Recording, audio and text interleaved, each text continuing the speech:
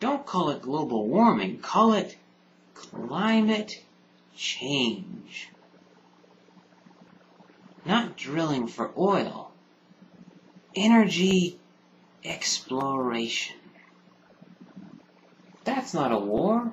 It's a police action. No, it's an overseas contingency operation. It's not a tax hike, it's a refund adjustment. I give you another great logical fallacy, the unfortunate staple of any successful politician, my personal favorite, the Weasel Word.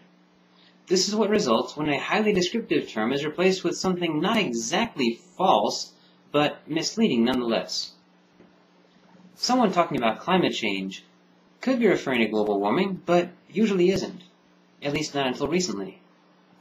When you hear energy exploration, you might guess drilling for oil, but you might just as likely guess the funding of research into ways to make hydrogen fuel cells more practical, or the search for arable land from which to grow crops to produce biofuels.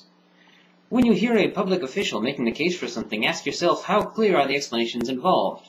Is he or she making the image clear, or hazy and rosy? If the conclusions do not follow from the premises, then what you have is a non sequitur, but if you can't even tell whether they do or not, if the image painted for you by this, that, or the other public official is hazy and rosy instead of being clear, then you can't tell what you're getting into, in which case there are probably weasel words at work. Somewhere on YouTube, I don't remember exactly where, there is to be found a video about an interview with J.K. Rowling.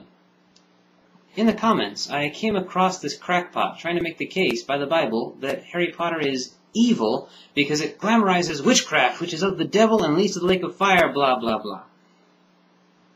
I engaged the fellow, pointing out all manner of absurdities in his reasoning. He responded with more absurdities in an effort to get rid of me. Of course, he should have been able to tell if this was the desired result, this was the wrong approach.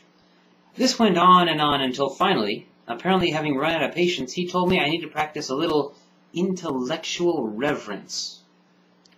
Oh! I like doing intellectual things!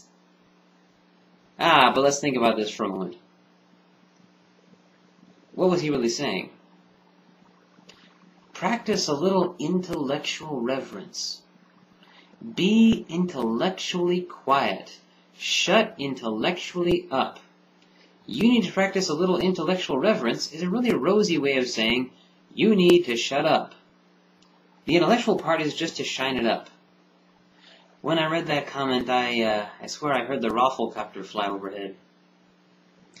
As kind of a punchline to this, I once came across a British fellow on one of these videos who was criticizing us Yanks for dental vanity.